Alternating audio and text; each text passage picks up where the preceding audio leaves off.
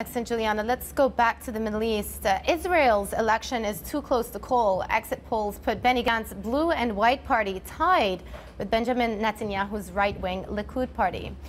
The result means neither would have enough support to form a majority coalition with their traditional partners. Now, Dan joins us with more. And Dan, I looked at the latest numbers. It looks like now Likud is slightly ahead, but as you've been talking about early on in the day, neither one of these parties has an absolute majority. How is the situation today different from the result we got back in April?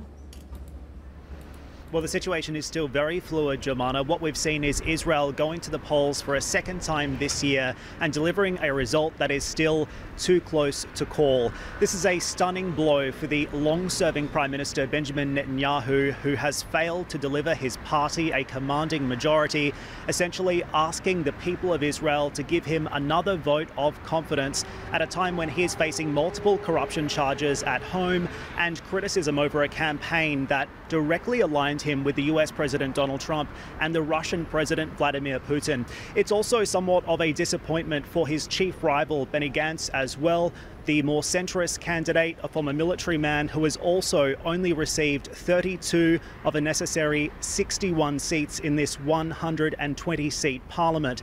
So now it's up for these two candidates to begin the negotiation process, trying to communicate with more religious parties and smaller parties in order to form a commanding majority. Both leaders spoke at their rallies overnight saying they're confident that they can do so. Listen in.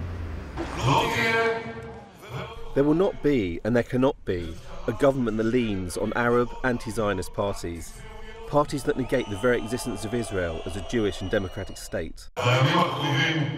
In the coming days, we will convene negotiations to assemble a strong Zionist government and to prevent a dangerous anti-Zionist government. Political talks started tonight. I have already spoken with my colleagues, Labour Party Chairman Amir Peretz and head of the Meretz Party, Nitzan Horowitz, and we arranged to meet in the coming days. I intend to speak in the coming days also with Avigdor Lieberman and other partners. I intend to speak with everyone. Starting tonight, we will work to form a broad unity government that will express the will of the people and the majority of society. At this point, more than 90% of the votes have been counted, and it's still unclear who is going to emerge victorious. Those negotiations are going to be crucial moving forward.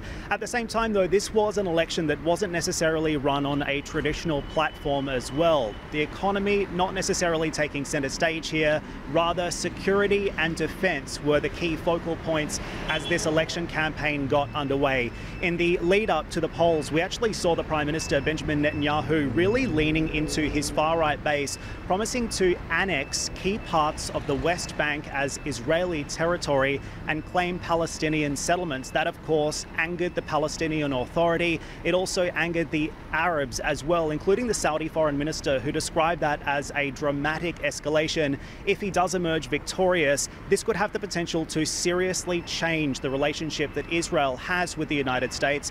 As you know, the US has long supported Israel, and in particular under President Trump, this Prime Minister looking for a two-state solution. Whether or not that will be able to be achieved remains to be seen, and of course all of this still very much hanging in the balance given the uncertainty that the country now faces. So all eyes on these negotiations, guys, as they get underway from this point on. Back over to you.